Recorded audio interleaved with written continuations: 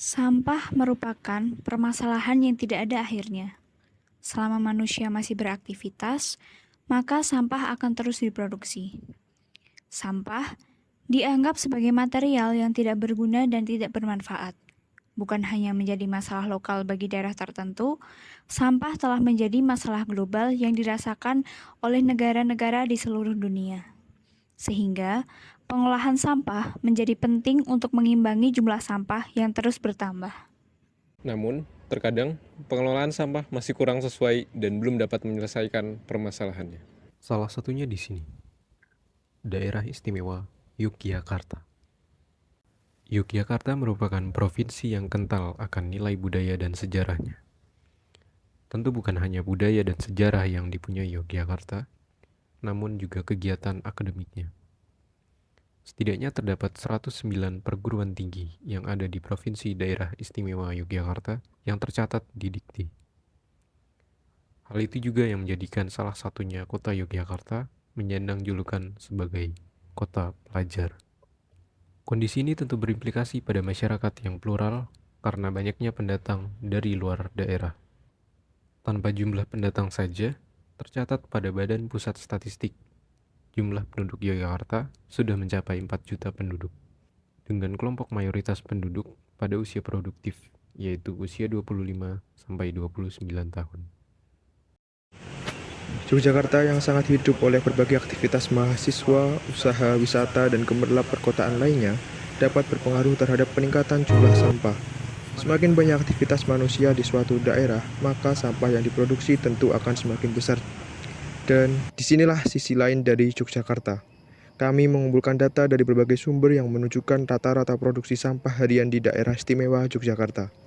Sejak tahun 2020 hingga bulan Januari tahun 2023 berada di kisaran 630 hingga 700-an ton per hari. Dengan rata-rata tertinggi mencapai 760 ton per hari di bulan Januari tahun 2023.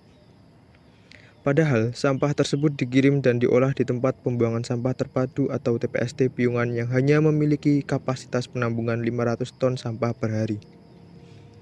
Hal ini tentu menimbulkan permasalahan bagi masyarakat sekitar TPST Piungan. Permasalahan yang dirasakan masyarakat sekitar TPST Piungan yaitu pencemaran air limbah lindi, pencemaran udara, dan pencemaran tanah.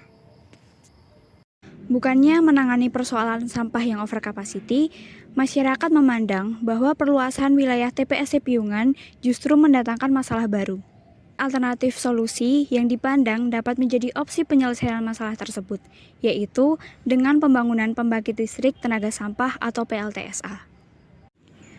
Kondisi TPST Piungan pun sudah memenuhi syarat untuk mendukung operasional PLTSA, yang mana memerlukan minimal 389 ton sampah per hari untuk memproduksi listrik sebesar 731 kW listrik setiap 100 ton sampah.